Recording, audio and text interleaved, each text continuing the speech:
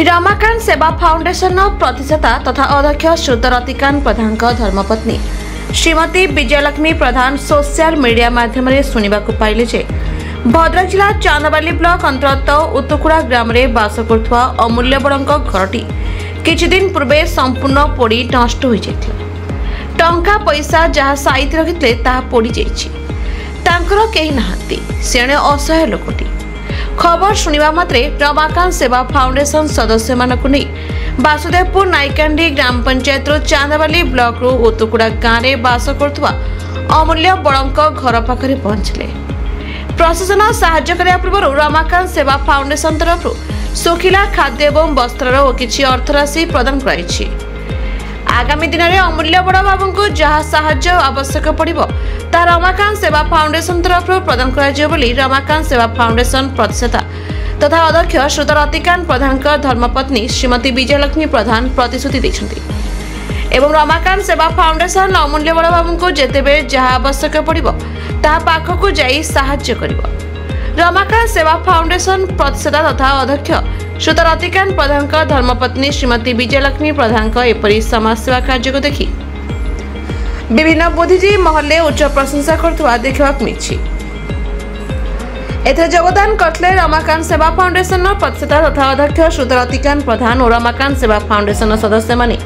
उपस्थित थे। रमेश चंद्र मालिक आम नायकांडी रमाकांत सेवा संगठन सदस्य आम फोन कॉल भाई फोन कॉल आम पाक पहुँचला जे एमती आम चांदबाली निर्वाचन मंडली एटुआ ग्राम पंचायत पहुँचापी गोटे घर पड़ जाइए। आम समस्ते जिते जहाँ कम थे भी सब छाड़ी भाई फोन कॉल पाई आम आसी एकटे हो समस्ते सांग हो जाए मौसा को साहाय्य कलु और मौसा दुख सुख भाग्यलु भल लगे भाई प्रत्येक कॉल गले गोटे कॉल आम आसिक उपस्थित हो समस्ते जाए जो जाऊँ ना कहीं समस्त एकजुट हो सेवा कार्य लागू। आमर तो प्रथम कर्तव्य हो सेवा करवा प्रथम धर्म पर कौन हम से भगवान आशीर्वाद। प्रधान रमाकांत सेवा फाउंडेशन मैनेजिंग ट्रस्टी तो आम खबर पाइलु चांदबाली उतुकुड़ा ग्राम रे अमूल्य बड़ जे आम मौसा जहाँ घर पोड़ी जाइए सोशल मीडिया रू आम सांग साथी खबर पाइलु मौसा से घरटा संपूर्ण पोड़ी जाइए भी माने कहीं नहांती से असहाय एक प्रकार असहाय से घर पोड़ीगला जी दुख नुहे से मौसा जहाँ संचित रखी भत्ता टंका बा जहाँ जमी करके किसी पैसा से रखी से टंका जो रखी बाक्सरे से टंका संपूर्ण पोड़ी जाइए। मौसा भी से टंका को बाहर करने जेहेतु बुढ़ा लोक लोभ टिके पैसा पत्र प्रति जो पैसाटा पोड़ीज बाहर करने को जाएंगे मुंडरे भी निआ लगे कि गोटे बड़ क्षत भी सृष्टि होती मुंड उपरे तो आम से सब कथा शुणला सोशल मीडिया साइट्रु आमर फाउंडेशन समस्त सदस्य माने एकजुट हो आसिक आज मौसा पाखे पहुँचलु आमर जहाँ फाउंडेशन सदस्य मैंने आनी सुखिला खाद्य